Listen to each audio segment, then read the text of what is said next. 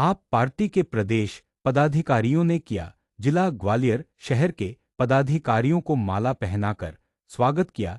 SC wing प्रदेश अध्यक्ष आम आदमी पार्टी में एससी विभाग के प्रदेश अध्यक्ष नियुक्त हुए हैं। क्या कुछ कहेंगे जो मध्य प्रदेश में भाजपा सरकार के होते हुए एससी एसटी ओबीसी माइनॉरिटी पे अन्य अत्याचार हो रहा है, उस पर क्या फोकस करेंगे? दोषी बताया। पहले तो मैं सभी बीजेपी का नाम लेके मीडिया बंधुओं का शुक्रिया अदा करता हूं कि आप लोग यहां पर हमारे पार्टी के नवनियुक्त पदाधिकारियों के स्वागत समारोह में उपस्थित हुए। और जैसा कि आपने पूछा एससी एसटी ओबीसी के लिए क्या करेगी पार्टी, तो पहला तो मेरा मकसद है कि हमारी पार्टी जाति और धर्म के आधार पर राजनीति नहीं करती है। हम लोग जो राजनीति करते हैं वो सिस्टम बदलने के लिए करते हैं। मध्य प्रदेश में वहाँ पे दो ही पार्टियों की सरकार बनी है और वो दोनों पार्टी ऐसी हैं जैसे एक सिक्के के दो पहलू होते हैं। जब कांग्रेस को कोई कमी महसूस होती है तो उसकी पूर्ति भारतीय जनता पार्टी करती है, और जब भारतीय जनता पार्टी को कुछ कमी महसूस होती है तो उसकी पूर्ति कांग्रेस करती है। मैं उन दोनों पार्टियों को अलग नहीं समझता हूँ, और यहाँ पर दोनों ने मिलकर के जनता को लूटने का काम किया है। हमें ऐसा नेता मिला है, देश का पहले नंबर का नेता, जो कट्टर ईमानदार है और पढ़ा लिखा योग्य व्यक्ति है। मैं समझता हूँ कि माननीय केजरीवाल जी से ज़्यादा योग्य अभी इस देश के अंदर तो कोई नेता नहीं है।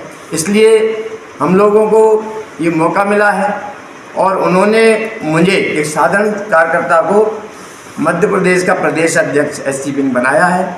इसके लिए मैं आला कमान का और प्रदेश कमान का बहुत बहुत आभार व्यक्त करता हूं, और हम अपने सभी जो हमारे पदाधिकारी यहाँ पर उपस्थित हुए हैं उनका भी मैं स्वागत करता हूं तहे दिल से। और मैं आप लोगों को बताना चाहता हूं कि आने वाले समय में जो हमारी पार्टी की नीतियाँ हैं उनको मैं गांव-गांव तक, गली-गली तक पहुंचाने का काम करेंगे, और मुझे पूर्ण भरोसा है कि अगली 2028 में यहाँ पर आम आदमी पार्टी की सरकार बनेगी, इसको कोई रोक नहीं सकता। कि यह किस मुद्दे को लेकर कर रहे हैं? आज हमारे जिला कार्यकारिणी की जो बनी है लिस्ट, उनका कुछ लोग रह गए थे, उनका हम सम्मान करना चाह रहे थे। कल बिजी थे तो आज सम्मान किया। प्रदेश में गैस की किल्लत ज़्यादा हो रही है, घर घर में अब लकड़ियों का चूल्हा जलने की कगार में है, इस पर क्या कहेंगे?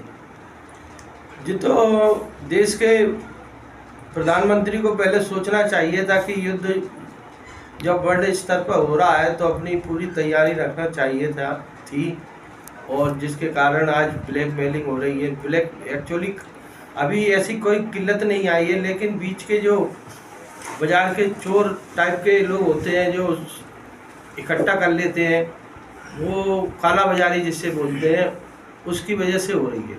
अब आम आदमी पार्टी इन मुद्दों को लेकर क्या सड़कों पर उतरेगी? अगर जल्दी इस हालात का सुधार नहीं हुआ तो आम आदमी पार्टी प्रदर्शन करेगी, और हम सभी लोग बड़ी जोर शोर से उठाएंगे। और हमारे अरविंद केजरीवाल ने प्रेस कॉन्फ्रेंस में ये भी बात कही है।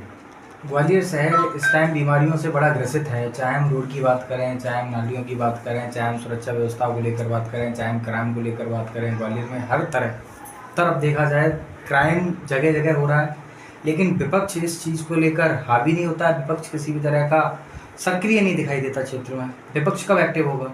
नहीं, अब वो विपक्ष एक्चुअली समझ में ही नहीं आ रहा है। कांग्रेस में नगर निगम में तो कांग्रेस है और प्रदेश में भाजपा है, और दूसरा बात हम लोगों को क्या अभी कार्यकारिणी में लगे हुए थे इसलिए बिजी थे, और वैसे हम लोग तो अब विपक्ष में ही रहते। हमने सड़कों का उठाया था जिसमें FIR हुई थी हम लोगों की, और हम लोग आगे भविष्य में इसका मुद्दा उठाएंगे और लड़ेंगे भी।